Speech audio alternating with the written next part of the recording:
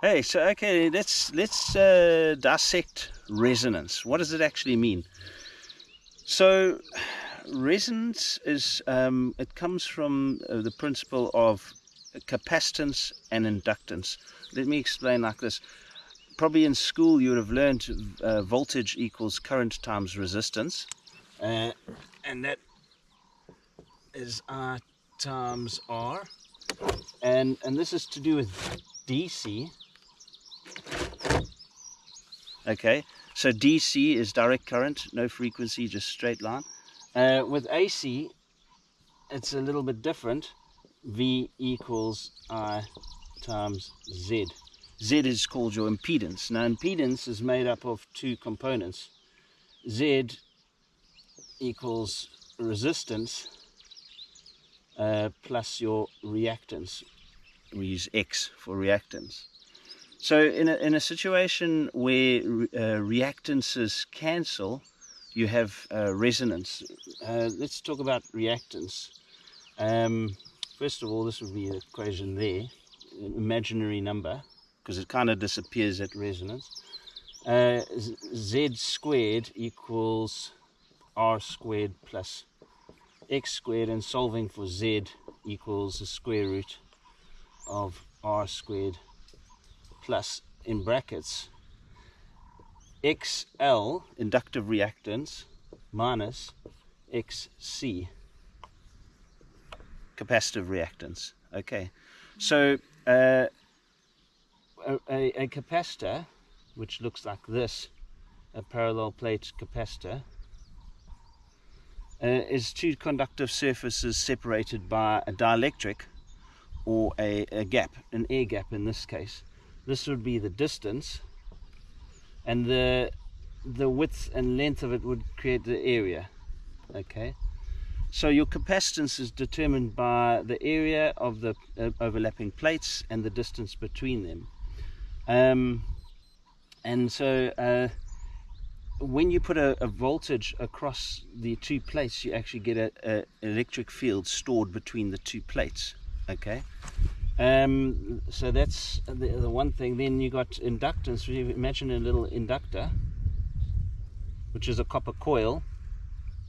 Okay, and the dimensions of this inductor, for example, its diameter, its length, and the material on the inside of it, which you know, that determines its inductance.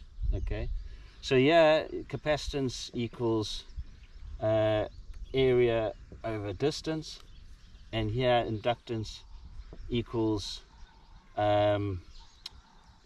it's to do with the number of turns times this cross-sectional area over the length.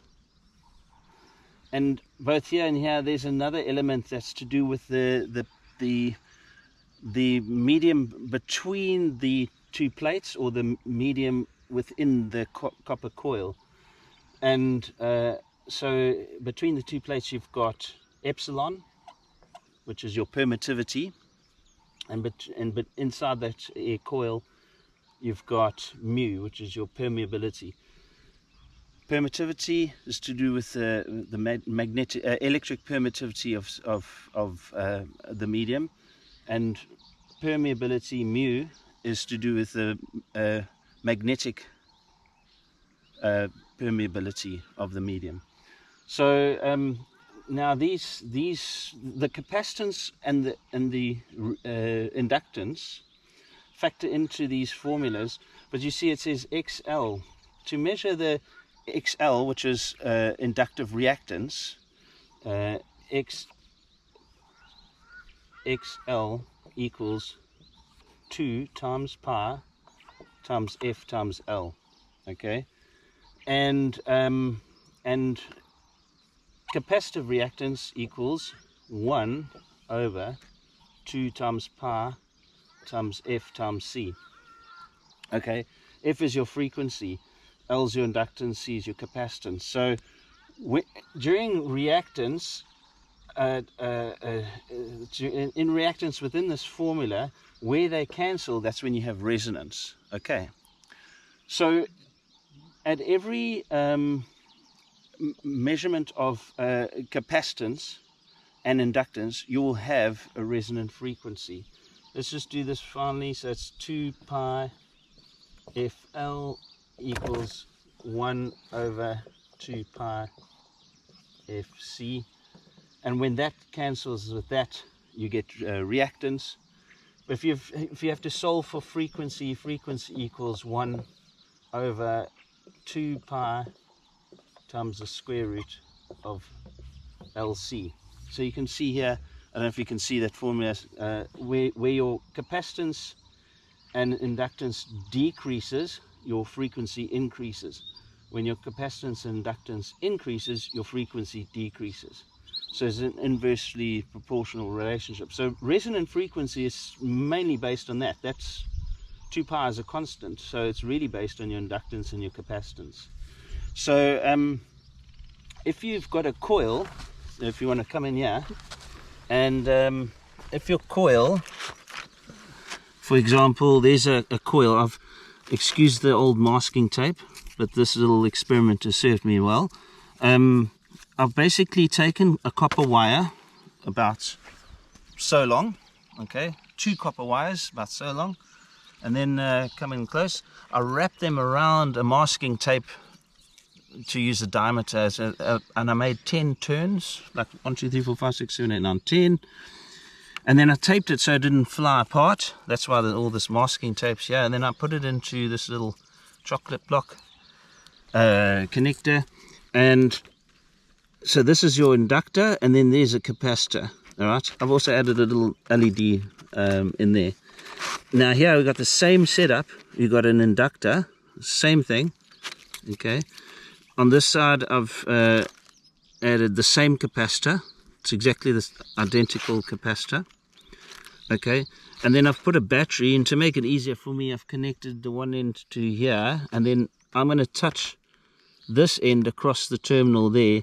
And what you should see is a communication between this, and the LED should flicker. I'll have to do it behind something because it's bright today. So let me try and do it like this. Let's see if I can see myself. Okay, let's do that. Do this better. Alright, so tell me what you can see, Graham.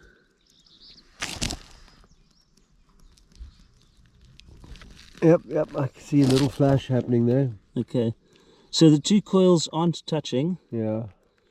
But this little DC, which is actually a DC pulse, because I'm sparking across here, that little DC pulse, when I touch the terminal, it's creating a bit of a sloshing backwards and forwards between, let me explain it on here.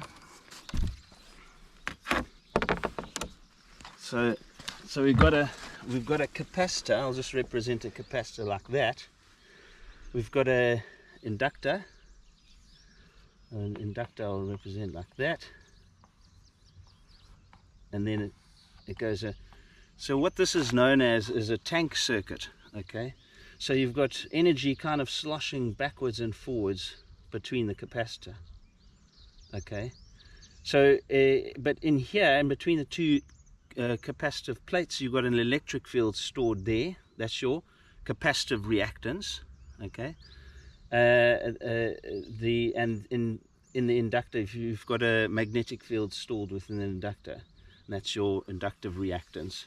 So the wires and any resistors in the circuit would add to the resistance of part of your impedance, and the capacitive reactance and inductive reactance would be a type of resistance that those 2 would offer to the circuit, and they can be inserted in there. As I say, when the reactances cancel, this becomes naught. Square root of R squared is just R, and your impedance becomes your resistance. So this would be kind of exactly what's happening in a circuit like this.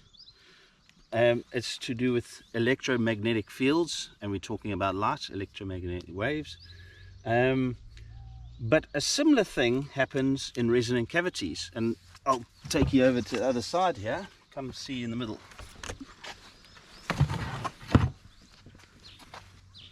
So inside here we've got a resonant cavity.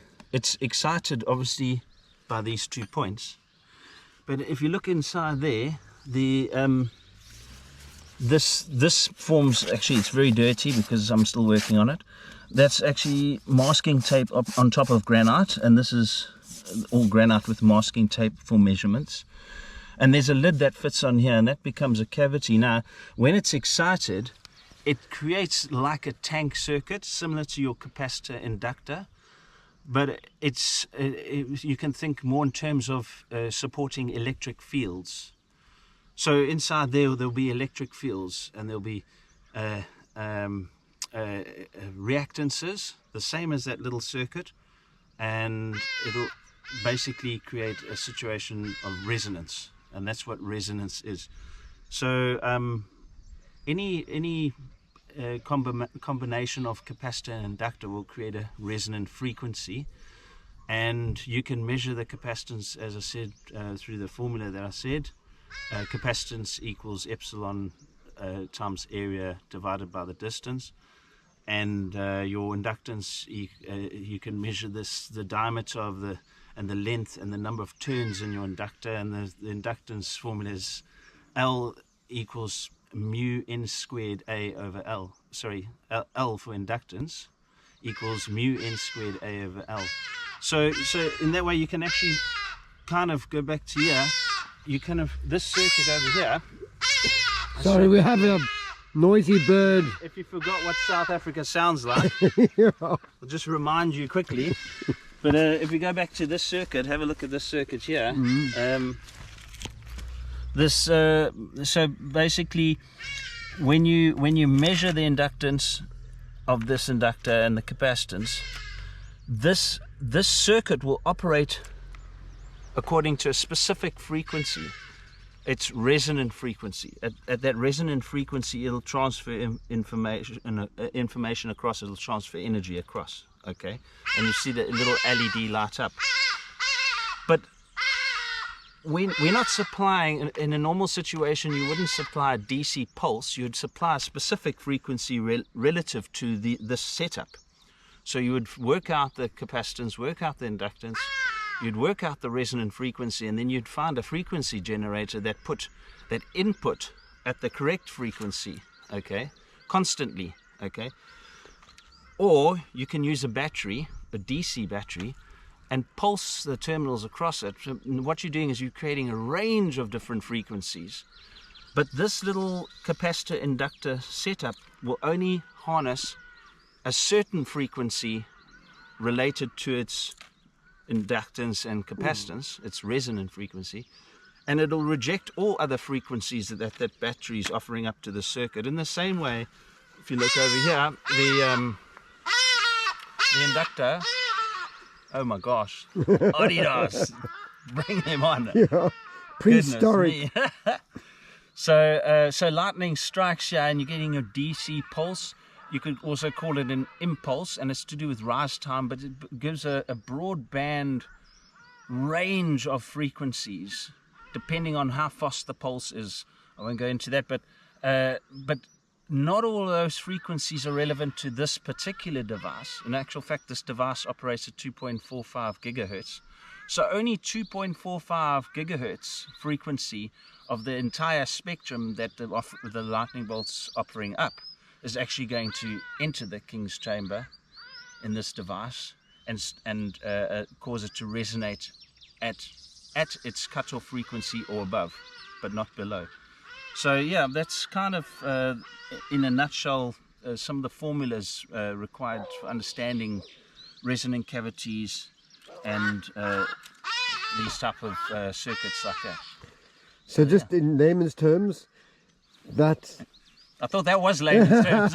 those two little things on the ground there represent lightning hitting. Yeah, so your lightning DC pulse or impulse Is the little battery. transient little flash or arc, boom, Yeah. and it hits a circuit Which or a is resonant that cavity. is in your left hand is the And that's- pyramid. Yeah, that's the that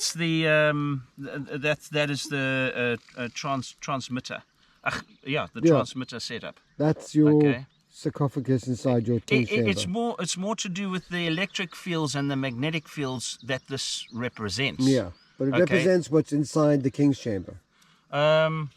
So let's just say, if I put something inside there, if I put my hand there, I've changed the magnetic permeability at the core of this inductor, and it's going to move this whole system out of resonance. So in the same way, if you put something in the king's chamber or in the sarcophagus, it's going to move the system out of resonance, or it's going to create a perturbation. I don't like that word, but yeah, it's going to perturb the field. You know, it's going to be different. The resonant frequency was slightly different. So if you were to put something in the middle of that little coil and you excited it, would that send a image of that to the other one in any way, or not really? No. So this is this is a nice little simple experiment that explains a tank circuit. Imagine a tank of water, a fish tank filled with a little bit of water, and you give it a jolt and the wave goes across this way and flows back. It's a tank circuit, just sloshing backwards and forwards. That's kind of what's happening here. It's just a demonstration of a tank circuit.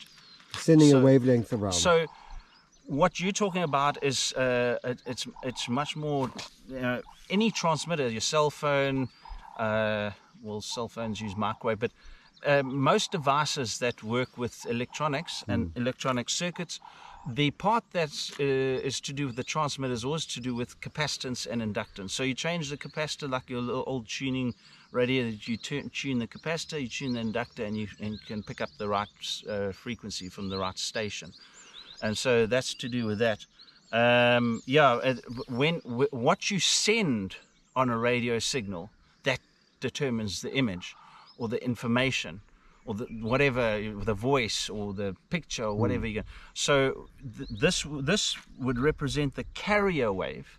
Okay, so this is just a carrier wave, and along with that carrier wave, there's a little bit of a voltage that you can see when the LED flashes. But this isn't the information. The information would be, for example, with the pyramid, the information sent would be if you put something inside the king's chamber or inside the sarcophagus.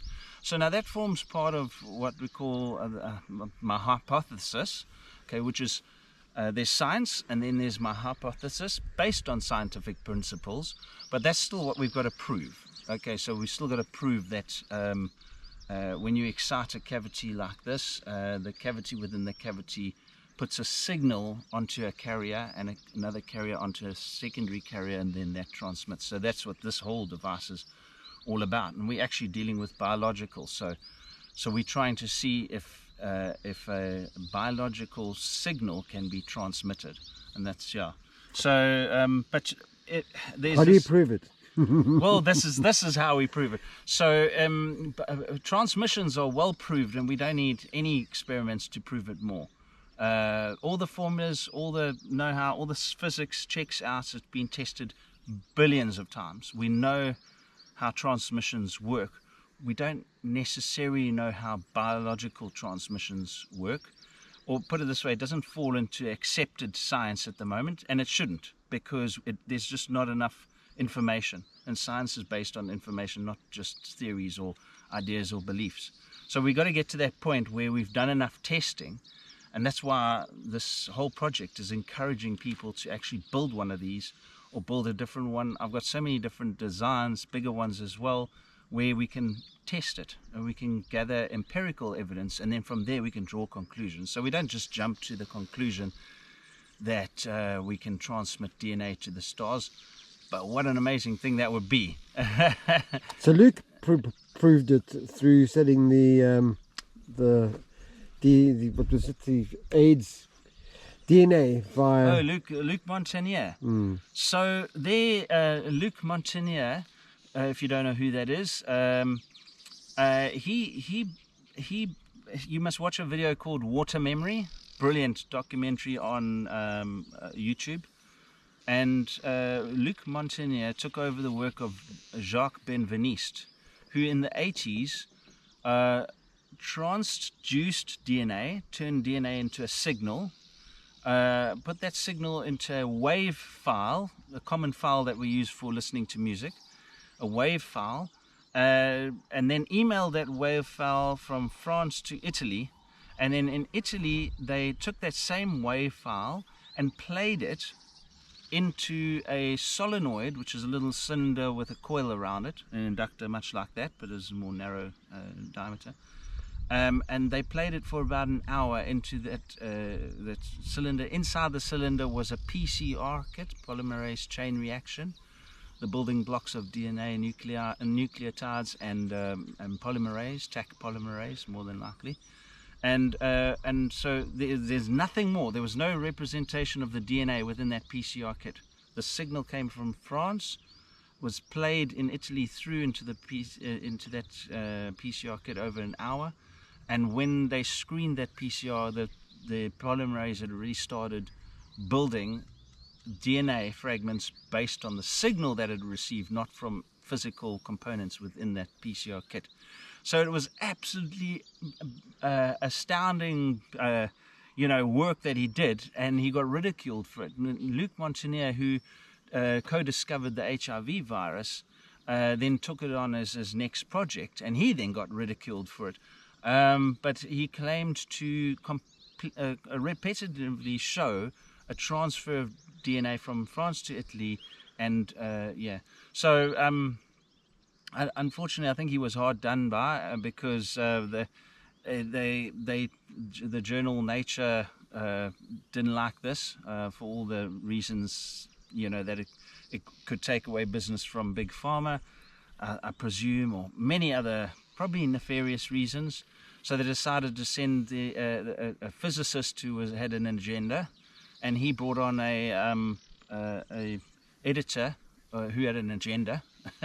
And the musician. The editor of the Science Journal or Nature Journal, and they brought a clown. It might as well be a clown, because he was a magician. But like, where in the history of science do you bring in a clown, an editor, and some corrupt scientist to disprove such a huge finding of a well-known world virologist who had won a Nobel Prize in physics for his discovery of the HIV, and you bring a physicist who's corrupt, an editor with an agenda, and a clown, or I'll just call him a clown because he might as well be, but they brought in a magician. I mean, so anyways, his experiments were then replicated around the world in many places. A lot of people also couldn't replicate it, but there was one in Scotland, Innes. You can research it.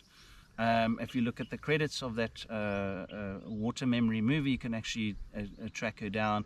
And she was related to about 7 different physicists in 5 different labs around 5 different countries, and they repeated one aspect of the work that Luc Montagnier had done. So it was really amazing what he had done, and he didn't get any recognition for it, which I think is quite sad.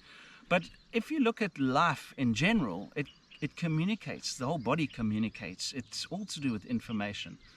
And sending information, the carrier doesn't care what the information is. The truck doesn't care what the parcel is.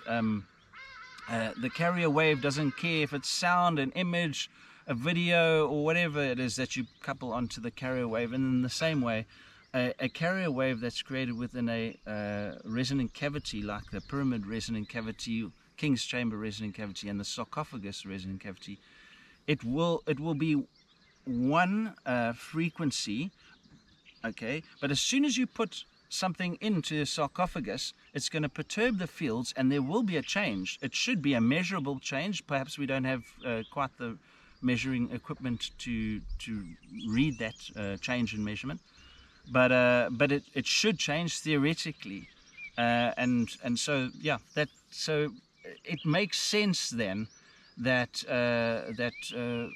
it is possible, and if it is, it would then give a lot of credibility to the Egyptians and what they built the pyramids for. But our focus is not to try and prove a point, it's to try and scientifically go through the motions and try and eliminate fantastical ideas and bring through truth and science and let nature tell the story, you know. Don't be biased, just accept whatever comes from it. I mean, that's all to do with empirical science and gathering evidence. We shouldn't get emotional about that. And as soon as someone starts getting emotional and defending a position, well, then they've lost the plot. They're not scientists. True science, you can experiment with anything, please. I mean, why not? There's some of the greatest breakthroughs have happened because we've just let scientists experiment with stuff. Some of the most amazing medical equipment that helps billions of people it comes from an experimentation in science. So maybe something good will come of this, and we'll soon see.